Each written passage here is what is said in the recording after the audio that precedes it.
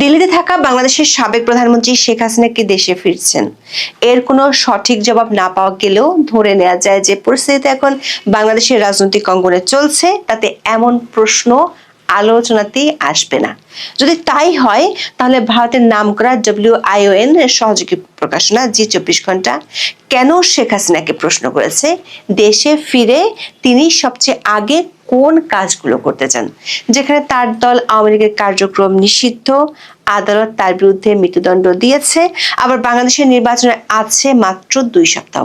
এমন পরিস্থিতিতে শেখ হাসিনা কবে ফেরার পরিকল্পনা করছেন? এমন প্রশ্ন না করে ফেরার পর কি করবেন, এমন প্রশ্নকেই কিছু ভিন্ন ইঙ্গিত দেয়।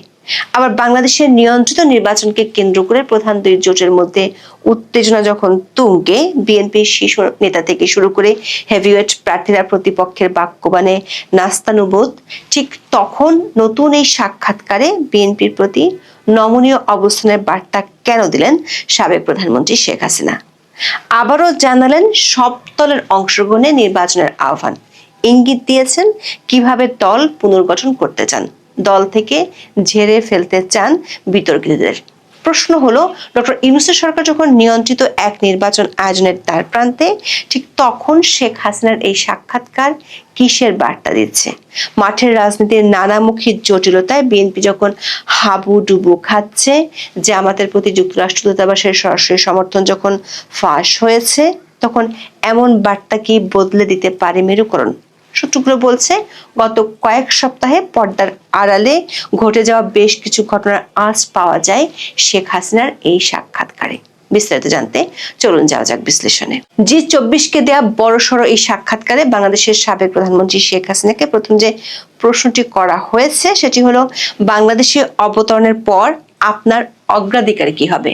দর্শক, একটি সাক্ষাৎকার প্রথম প্রশ্ন হিসেবে এই প্রশ্নটি বেশ আলোচনার দাবি করে, কারণ যাকে এই প্রশ্নটি করা হয়েছে তার বিরুদ্ধে বাংলাদেশের কোর্টের দেয়া মৃত্যুদণ্ডের রায় আছে, তাকে বাংলাদেশের অন্তর্বর্তী সরকার বেশ কয়েকবার ভারত সরকারের কাছে ফেরত চেয়েছে, কিন্তু ভারত সরকার সে আবেদনে কোনো সাড়াই দেয়নি। এমন পরিস্থিতিতে শেখ হাসিনাকে কেন এমন প্রশ্ন করা হলো, যেটির অর্থ হলো শেখ হাসিনা বাংলাদেশে ফিরে গিয়ে কোন বিষয়কে প্রাধান্য দিবেন? দর্শক, সবাই জানে 2024 সালের 5ই আগস্ট আন্দোলনের মুখে আওয়ামী লীগের ক্ষমতা হারানোর পর থেকে বাংলাদেশের সাবেক প্রধানমন্ত্রী শেখ হাসিনা দিল্লিতে আছেন। তার বিরুদ্ধে আন্তর্জাতিক অপরাধ ট্রাইব্যুনালের প্রথম মামলা হয় ওই বছরের 17 অক্টোবর। তারপর অভিযোগ গঠনের মধ্য দিয়ে শুরু হয়েছিল বিচার। সবশেষে 397 দিনের মধ্যে তার বিরুদ্ধে গত বছরের 17 নভেম্বর আদালত মৃত্যুদণ্ডের রায় দেন। শেখ হাসিনার বিরুদ্ধে এই পর্যন্ত বাংলাদেশে দায়ের হওয়া মামলার সংখ্যা হলো 583টি। দেশের এমন কোনো থানা নেই যেখানে শেখ হাসিনার বিরুদ্ধে মামলা দায়ের হয়নি। এরই মধ্যে বাংলাদেশের অন্তর্বর্তী সরকার কমপক্ষে 2 বার শেখ হাসিনাকে ফেরত দেওয়ার জন্য ভারতের কাছে কূটনৈতিক চ্যানেলে ভার্বাল নোট পাঠিয়েছিল। আবার শেখ হাসিনা ও আওয়ামী লীগের পক্ষ থেকে বলা হয়, 2024 সালের 5ই আগস্ট তার জীবনের ঝুঁকি থাকায় তিনি ভারতে চলে গিয়েছিলেন। দলটির পক্ষ থেকে অভিযোগ করা হয়, শেখ হাসিনাকে হত্যার জন্য ষড়যন্ত্রকারীরা পরিকল্পনা করেছিল। এমন পরিস্থিতিতে ভারতে গিয়ে 17 মাসের বেশি তিনি দিল্লিতে আছেন। এরই মধ্যে তিনি ভারতীয় একাধিক আন্তর্জাতিক গণমাধ্যমে সাক্ষাৎকারও দিয়েছেন। এসব সাক্ষাৎকারে অধ্যাপক ইউনূস ও অন্তর্বর্তী সরকারের সমালোচনা, আওয়ামী লীগকে নিষিদ্ধ করা এবং বাংলাদেশের সংখ্যালঘু সহ তার দলের নেতাকর্মীদের নির্যাতনের প্রসঙ্গই বেশি উঠে এসেছে। যদিও শেখ হাসিনা তার দলের নেতা কর্মীদের উদ্দেশ্যে যেসব অডিও বার্তা দেন সেগুলোতে তিনি বাংলাদেশে ফিরবেন এমন কথা বলতে শোনা গেছে। এছাড়া 2-1টি সংবাদ মাধ্যমকে বলেছেন বাংলাদেশে গণতান্ত্রিক সরকার ক্ষমতায় আসলে তিনি ফিরবেন এমন মন্তব্য করেছিলেন। WION এর সহযোগী প্রকাশনা জি24 ঘন্টার সাক্ষাৎকারটি সেদিক থেকে বেশ ভিন্ন। তাদের প্রথম প্রশ্নটি ছিল, বাংলাদেশে অবতরণের পর আপনার অগ্রাধিকার কি হবে? যে পরিস্থিতিতে বাংলাদেশের এই সাবেক প্রধানমন্ত্রী শেখ হাসিনা ভারতে আছেন, সেই পরিস্থিতি বিবেচনা করলে এমন প্রশ্ন বেশ আলোচনার জন্ম দিতে পারে। কারণ কখন ফিরছেন এবং কিভাবে ফিরছেন, বা বর্তমান পরিস্থিতি বিবেচনায় তিনি আদৌ ফেরার আশা করেন কিনা, সেসব প্রশ্ন না করে জি24 ঘন্টার পক্ষ থেকে প্রশ্ন করা হলো, তিনি ফেরার পর কোন বিষয়ে সবচেয়ে বেশি গুরুত্ব দিবেন? তাহলে বিষয়টি কেমন?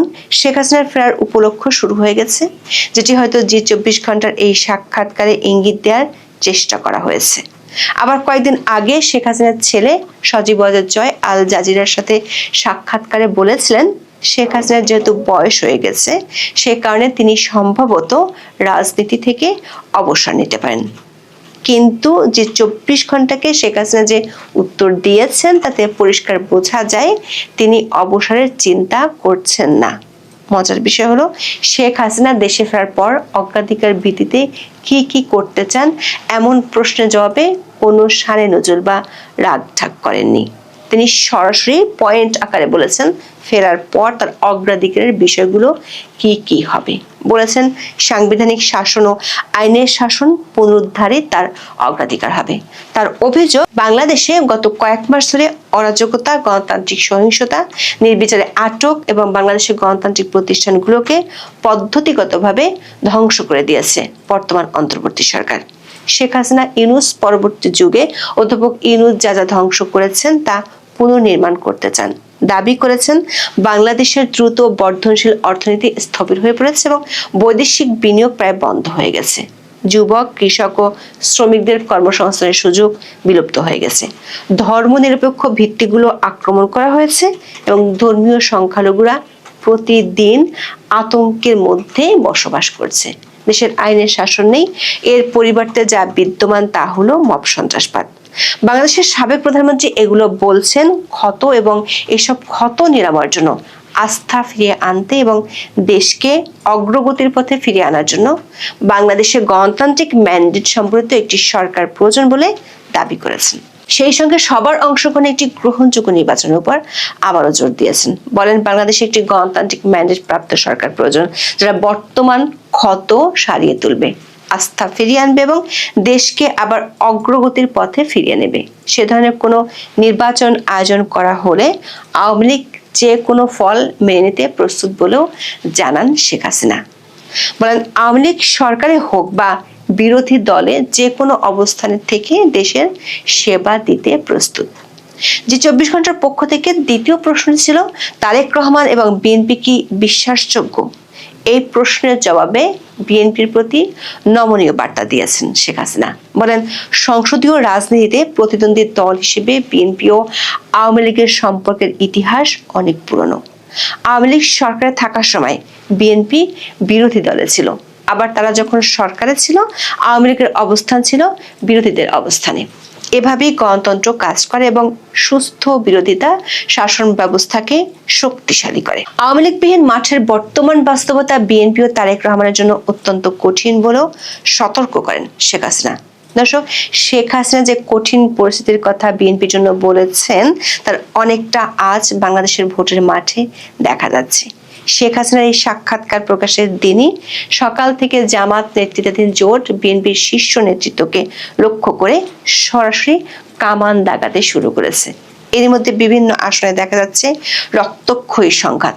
অন্তর্বর্তী সরকার পরিকল্পিত নির্বাচনের তারিখ যতই এগিয়ে আসছে, মাঠে ততই নানামুখী চাপে পড়ছে বিএনপি। ঢাকা ৮ আসনে জামাত নেতৃত্বাধীন 11 দলীয় জোটের প্রার্থী ও এনসিপি নেতা নাসিরুদ্দিন পাটোয়ারির উপর ডিম নিক্ষেপ ও তার পরের ঘটনা নিয়ে ২৭শে জানুয়ারি দিনভর মেতেছিল ফেসবুক। হাবিবুল্লাহ ভার কলেজে নাসিরুদ্দিনের উপর ডিম হামলা হয়। এই ঘটনার জন্য প্রতিদ্বন্দ্বী প্রার্থী বিএনপির জ্যেষ্ঠ নেতা মির্জা আব্বাসকে দায়ী করে তীব্র ভাষায় কটাক্ষ এসেছে এনসিপির পক্ষ থেকে। এখানেই শেষ নয়, মির্জা আব্বাসের বাড়ির সামনে এবং নির্বাচনী এলাকায় ব্যাপক শোডাউন দেখিয়ে মিছিল করেন জামাতের নেতাকর্মীরা। একদিন আগে প্রকাশ্য রাস্তায় আধা ইংরেজি আধা বাংলায় ইউরোপীয় ইউনিয়নের পর্যবেক্ষকদের কাছে বিএনপির বিরুদ্ধে ভয়াবহ অভিযোগ ঠুকতেও দেখা যায়। তারেক রহমান টাকা দিয়ে করাল বস্তিতে ভোট কিনছেন বলেও দাবি করে বসেন নাসিরুদ্দিন। শুধু জামাত জোট নয়, দলের বিদ্রোহী প্রার্থীরাও দুশ্চিন্তার কারণ হয়ে দাঁড়াচ্ছেন। বিদ্রোহী প্রার্থীর সমর্থকদের সঙ্গে বিএনপি জোট প্রার্থীদের সংঘাত হয়ে উঠছে নিয়মিত ঘটনা। ময়মনসিংহের ভালুকায় 25শে জানুয়ারি বিএনপির প্রার্থী ও বিদ্রোহী প্রার্থীর সমর্থকদের ব্যাপক সংঘর্ষ হয়। পরদিন পটুয়াখালী 3 আসনে বিএনপি জোটের প্রার্থী নুরুল হক নূরের সমর্থকদের সঙ্গে বিদ্রোহী হাসান মামুনের সমর্থকদের সংঘর্ষ হয়। শরীয়তপুর 2 আসনে 27 জানুয়ারি বিএনপি ও জামাত সমর্থকদের সংঘর্ষে আহত হন কমপক্ষে 12 জন। শেখ হাসিনা বলেছেন, তারেক রহমান 17 বছর লন্ডনে আরামদায়ক নির্বাসন জীবন কাটিয়েছেন, তবে যে কোনো নেতৃত্বের জন্য জবাবদিহি ও সরাসরি মাঠে উপস্থিত থাকা প্রয়োজন। বিদেশ থেকে নির্দেশনা দেয়া এবং তারপর পরিস্থিতি অনুকূলে এলে হঠাৎ ফিরে এসে নিয়ন্ত্রণ নেওয়া খুব কঠিন। স্বল্প মেয়াদী স্বার্থে উগ্রবাদী গোষ্ঠীর সঙ্গে বিএনপির একাত্ম হওয়ার প্রবণতা উদ্বেগজনক বলে মন্তব্য করেন আওয়ামী লীগ সভানেত্রী শেখ হাসিনা। বলেন, ইতিমধ্যে দেখা গেছে বিএনপি কর্মীরা ভোটারদের বাড়িতে গিয়ে ভয় ভীতি দেখাচ্ছেন, ভোট দিতে বাধ্য করতে তারা সহিংসতার হুমকি দিচ্ছেন। এটি কোনো গণতন্ত্র নয়, বরং জবরদস্তি। বিএনপির উদ্দেশ্যে যথাযথ সংসদীয় গণতন্ত্র পুনঃপ্রতিষ্ঠা করার ভূমিকা রাখার আহ্বান জানান শেখ হাসিনা। সেক্ষেত্রে বিরোধী দলের আসনে বসতেও আওয়ামী লীগের আপত্তি না থাকার ইঙ্গিত দেন। বলেন, প্রকৃত বিরোধী দল ছাড়া সংসদ আদৌ কোনো সংসদ নয়। সাক্ষাৎকারে বিএনপির প্রয়াত চেয়ারপারসন বেগম খালেদা জিয়ার সম্পর্কে সম্মানসূচক প্রতিক্রিয়া জানাতেও দেখা গেছে। খালেদা জিয়ার প্রতি শেষ শ্রদ্ধা জানাতে ভারতের পররাষ্ট্রমন্ত্রী জয়শঙ্করের ঢাকা আসার ঘটনাকে শেখ হাসিনা দেখছেন স্বাভাবিক কূটনৈতিক শিষ্টাচার হিসেবে। এই সংক্রান্ত প্রশ্নের জবাবে বলেন, ভারতের পদক্ষেপটি ছিল একজন সাবেক সরকার প্রধানের প্রতি কূটনৈতিক সৌজন্য ও সম্মান প্রদর্শনের অংশ। খালেদা জিয়ার রাজনৈতিক জীবনের ভূমিকা অস্বীকার করার উপায় নেই। জাতির প্রতি তার অবদান ছিল গুরুত্বপূর্ণ। তার মৃত্যুতে পরিবার এবং শোকাহত সমর্থকদের প্রতি সমবেদনা জানান আওয়ামী লীগের সভানেত্রী। এরপরে তিনি বাংলাদেশে ভারতের মৌলিক স্বার্থ অপরিবর্তিত আছে মন্তব্য করেন। বলেন, ভারত বাংলাদেশ একটি নির্ভরযোগ্য অংশীদার চায়, যারা স্থিতিশীলতা বজায় রাখতে পারে, সংখ্যালঘুদের সুরক্ষা দিতে পারে, প্রতিশ্রুতি রক্ষা করতে পারে এবং আঞ্চলিক সহযোগিতা অব্যাহত রাখতে সক্ষম। বর্তমানে সেই অবস্থাটি নেই দাবি করে শেখ হাসিনা বলেন, উগ্রবাদীরা ধর্মীয় সংখ্যালঘুদের আতঙ্কের মাঝে রেখেছে। তারা সাংবাদিকদের হুমকি দিচ্ছে এবং কূটনৈতিক স্থাপনায় হামলা চালাচ্ছে। এটি বাংলাদেশ ভারত কোনো দেশেরই স্বার্থ রক্ষা করছে না। তবে তিনি বিশ্বাস করেন, একদিন দুই দেশের স্বাভাবিক অংশীদারিত্ব পুনরুদ্ধার হবে। G24 একটি প্রশ্ন ছিল বাংলাদেশের রাজনীতিতে কোণঠাসা হয়ে পড়া আওয়ামী লীগের পুনর্গঠন নিয়ে। শেখ হাসিনা জবাবে আওয়ামী লীগের নেতৃত্ব পুনর্গঠনের উদ্যোগ নেওয়ার ইঙ্গিত পাওয়া গেছে। তিনি দাবি করেছেন, আওয়ামী লীগ কখনোই একটি পরিবারের দল ছিল না। এটি কোটি কোটি বাংলাদেশের দল, যারা গণতন্ত্র, স্বাধীনতা এবং 1971 সালের মূল্যবোধে বিশ্বাস করে। তবে বর্তমান সংকট দলের কোথায় কোথায় সংস্কার প্রয়োজন তা দেখিয়ে দিয়েছে।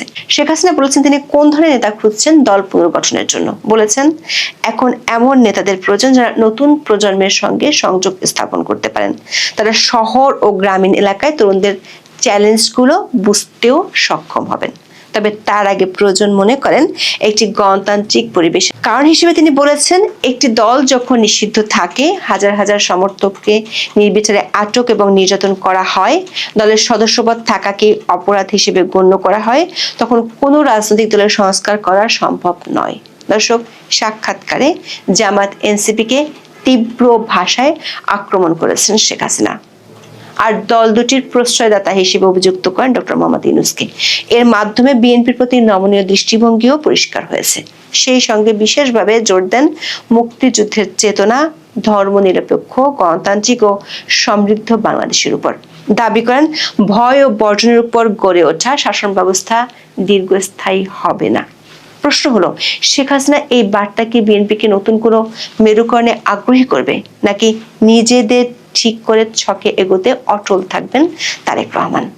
আমাদের সিনিয়র সাংবাদিক শঙ্কর মৈত্র, আমাদের আলোচক, নিয়মিত আলোচক, রেগুলারলি আসেন, দুদিন আগে এসেছেন। শঙ্কর দা মাঝে মধ্যে মজার মজার পোস্ট দেয়।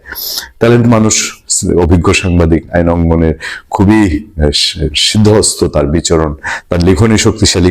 তো শঙ্কর দা একটা পোস্ট আমার চোখে পড়েছিল। তিনি বলছেন যে স্বরাষ্ট্র উপদেষ্টা লেফটেন্যান্ট জেনারেল অবসরপ্রাপ্ত জাহাঙ্গীর আলম স্যারের বাংলা উচ্চারণ একেবারেই বাজে। তিনি কৃষিকে কৃষি বলেন, প্রশ্নকে প্রশ্ন বলেন, যা খুবই লজ্জাজনক। সামরিক বাহিনীর শীর্ষ পদে এত কম স্ট্যান্ডার্ডের লোক চাকরি করেছে কেমনে? আমি স্যার দাদার এই পোস্টটা পড়ে হাসবো না কি করবো আমি বুঝে পাচ্ছিলাম না। আমারও মাঝে মধ্যে মজা লাগে যে উনি যে ধরনের সহজ সরল টাইপের চলাফেরা করেন, বডি ল্যাঙ্গুয়েজ, তার কথাবার্তার ডেলিভারি, বলার স্টাইল, উনি কি আসলে লেফটেন্যান্ট জেনারেল ছিলেন? মানে লেফটেন্যান্ট জেনারেল মানে আমাদের মনে হয় যে একজন একটু একটা ভারিক্কি টাইপের একটা লোক হবে, বা উনি সেনা কমান্ডে উনি কিভাবে সিরিয়াসলি কমান্ড দিতেন। দেখেন না, ওই যে এর আগেও কিন্তু উনি কৃষি মন্ত্রণালয়ের প্রেস কনফারেন্সে গিয়ে উনি চুপ মেরে গেছে। আইন শৃঙ্খলা সংক্রান্ত প্রশ্ন করলে উনি শব্দ করে না, কথা বলে না। এবার আবার একটা কাণ্ড করছে না, এই যে যশোরে কারাগারে যে প্যাথেটিক ঘটনাটা ঘটলো, বাগেরহাটের ছাত্রলীগের সভাপতি, সাবেক সভাপতি জুয়েল হাসান সাদ্দাম, তাকে নিয়ে সাংবাদিকরা কৃষি মন্ত্রণালয়ে প্রশ্ন করতে গেছে, তার মুখে বোম্বাইয়েরও কথা বের করা যায়নি, এবং প্রায় আবুল তাবুলও কিছু বলেন। তিনি আওয়ামী লীগ ছাত্রলীগ নিয়ে উল্টাপাল্টা স্বপ্ন দেখেন, নিশ্চয়ই উল্টাপাল্টা কথা বলেন। তার নিজের যারা নিয়োগকারী ছাত্ররা, এই জুলাই অভ্যুত্থানের লোকজন, এরাও তো ওনাকে পদত্যাগের আলটিমেটাম দিচ্ছে বেশ কয়েকবার, একবার দুইবার না, বেশ কয়েকবার আলটিমেটাম দিচ্ছে। ওসমান হাদির হত্যার পরেও আলটিমেটাম দিচ্ছেন। তিনি বলছেন, দেখেন, দেশের সমর্থক না থাকায় দিল্লিতে সংবাদ সম্মেলন করছে আওয়ামী লীগ স্বরাষ্ট্র উপদেষ্টা। আচ্ছা, আওয়ামী লীগ তো বাংলাদেশে 70 বছরের রাজনৈতিক দল, শাসন করে গেছে 17 বছর। আপনার তো কেবল দিনে দিনে 17 দিন হয়েছে, তাই না? তো 17 মাস হয়েছে। তো এখন এই অবস্থায় আমরা কিভাবে ভরসা পাবো যে লেফটেন্যান্ট জেনারেল জাহাঙ্গীর আলম সাহেব এই 17 মাসের পরে আর 17 বছর বাংলাদেশে কোন মুখে উনি কথা বলবেন? গাজীপুরের কাশিমপুর কেন্দ্রীয় কারাগারের প্যারেড গ্রাউন্ডে মঙ্গলবার 63তম ব্যাচ মহিলা কারারক্ষীদের বুনিয়াদী প্রশিক্ষণ কোর্সের সমাপনী কুচকাওয়াজ অনুষ্ঠানে স্বরাষ্ট্র উপদেষ্টা জাহাঙ্গীর আলম চৌধুরী বলেন, দেশে সমর্থক না থাকায় আওয়ামী লীগের নেতা কর্মীরা ভারতের দিল্লিতে সংবাদ সম্মেলন করছেন। বাংলাদেশের নির্বাচনে এ ধরনের পদক্ষেপ কোনো প্রভাব ফেলবে না এবং এটি কোনো অস্থিরতা বা ভোট প্রক্রিয়া ব্যাহত করতে পারবে না। তিনি আরো বলেন, দেশের বাইরে থাকা আওয়ামী লীগের নেতা কর্মীদের দেশে ফিরিয়ে আনার জন্য পদক্ষেপ নেওয়া উচিত। ওনার মেয়াদ আছে আর 15 দিন। স্বরাষ্ট্র উপদেষ্টা কারাগারে অবস্থান নিয়ে মন্তব্য করেন। আচ্ছা, এই নিয়ে কথা বলছেন জাহাঙ্গীর আলম চৌধুরী, বলেন যদি কোনো কারারক্ষী ব্যক্তি স্বার্থ হ্যানতেন, এইসব নানান কিছু নিয়ে কথা বলেছেন। আচ্ছা, এই আওয়ামী লীগের সমর্থন আছে কি নাই একটু ইলেকশনটা আসতে দেখ, 12 ফেব্রুয়ারি যদি তারা ইলেকশন করতে পারে, ইলেকশনের দিনটা আমরা দেখবো। আর আওয়ামী লীগের সমর্থক নাই, তো আপনারা যাদেরকে এখন পূজনীয় করেছেন, বিএনপি, জামাতে ইসলামী, আওয়ামী লীগ ছাড়া, কত ভয়ে আছেন যে আওয়ামী লীগের সব ভোট করতে পারলেন না, তো আওয়ামী লীগ ছাড়া যাচ্ছেন, তারা কেন আওয়ামী লীগের সমর্থক নিয়ে টানাটানিতে লেগেছে? তারা কেন আসনে আসনে নিশ্চয়তা দিচ্ছে যে বাপরে আওয়ামী লীগের লোকজন আমারে ভোট দে, আমি তোদের বিরুদ্ধে আর মামলা হইতে দিব না, আমি তোদেরকে আর জেল খাটতে দিব না, তোদের ব্যবসা বাণিজ্য করতে দিব? কানটা একটু পাইতা শুনেন না। আপনার ইন্টেলিজেন্সে বলেন এরকম কয়টা আসনের নির্বাচনের, কয়টা বাংলাদেশের 300 আসনের মধ্যে কয়টা রিপোর্ট আপনাদের দেয় যেখানে প্রার্থীরা আওয়ামী লীগের সমর্থকদের সমর্থনের জন্য মরিয়া হয়ে গেছে, সেখানে আমাদের স্বরাষ্ট্র উপদেষ্টা দেশে আওয়ামী লীগের সমর্থন দেখছেন না? শেখ হাসিনা কেন, কোন প্রেক্ষাপটে দিল্লিতে বসে কথা বলছে, এটা বোধহয় ওনার মুখে আসছে এক, আর কলিজায় মোচড় দিচ্ছে আরেকটা। ভালো থাকবেন, সুস্থ থাকবেন। আপনাদের সাথে আমি আতিক রহমান, পূর্ণিয়া।